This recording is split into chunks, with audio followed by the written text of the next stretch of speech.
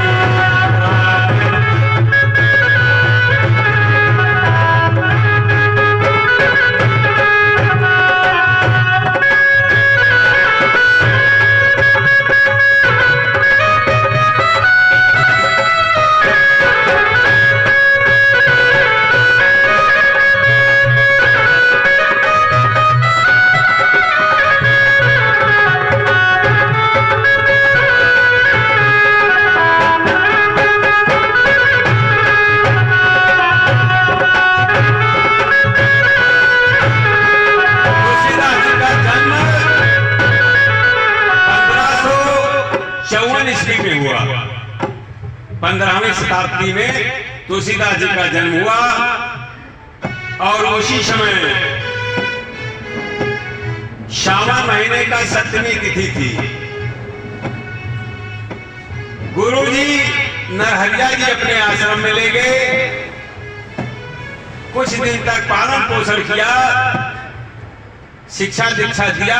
उसके बाद काशी लेकर के चले गए। तो सनातन नाम के गुरु थे, उनके यहाँ तुलसीदास जी ने 15 साल तक वेदों का अध्ययन किया, वाल्मीकि रामायण का अध्ययन किया, और जितने भी शास्त्र संतों के द्वारा लिखे गए सबका तुलसीदास जी ने विधिवत अध्ययन किया।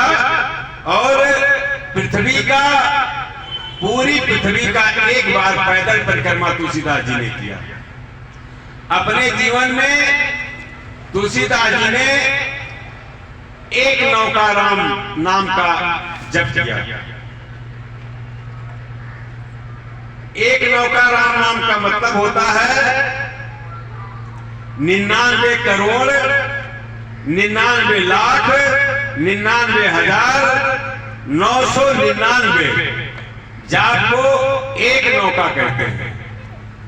और इस तरीके से 9 नौका का जाप किया अपनी जीवन में। तुलसीदास जी ने 75 वर्ष से जब अधिक उम्र हो गई, लगभग 80 वर्ष, तब उन्होंने पहले अयोध्या में रामचरितमानस लिखना प्रारंभ किया। फिर वहां से काशी गए। काशी में रामायण लिखते थे तो संत कहते हैं कि वो रामायण मिट जाता था, दिन में लिखते थे और रात को पेपर सफेद हो जाता था। तब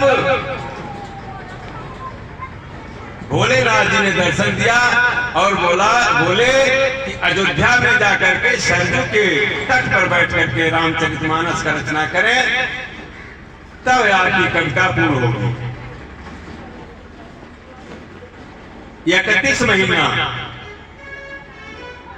12-36 लगभग 3 साल से कम समय में रामचरितमानस की रचना बाबा तुलसीदास जी ने किया। शंकर कहते हैं शेष सनातन जी के कहने मात्र से शादी हुई। शेष सनातन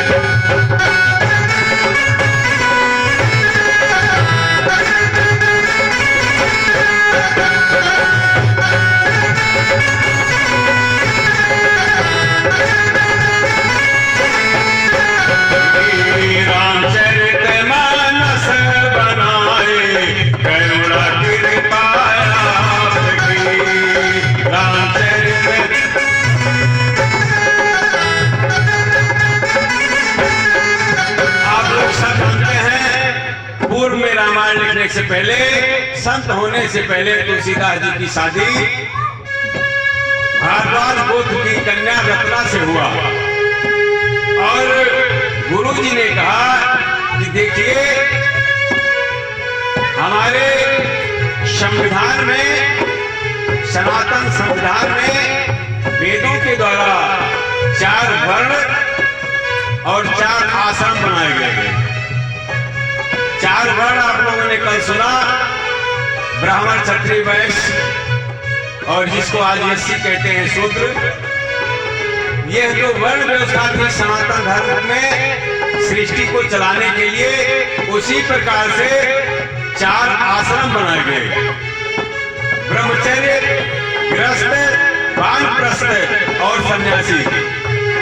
पढ़ाई का समय जो है ब्रह्मचर्य, विवाह हो गया तो गृहस्थ हो गए। और जब बच्चे काम करने लग गए, 50 साल 60 साल से उम्र हो गई, आज भी 60 साल में रिटायर हो जाते हैं। सरकार रिटायर कर देती है, पेंशन देती है। आज तो पेंशन बंद हो गया, पेंशन नहीं देती है। तो 60 साल के बाद वानप्रस्थ। वानप्रस्थ का मतलब है कि परमात्मा से मिलने के लिए बनने लगो, तैयार होने लगो कि हमें परमात्मा से मिलना है। जब दशरथ जी ने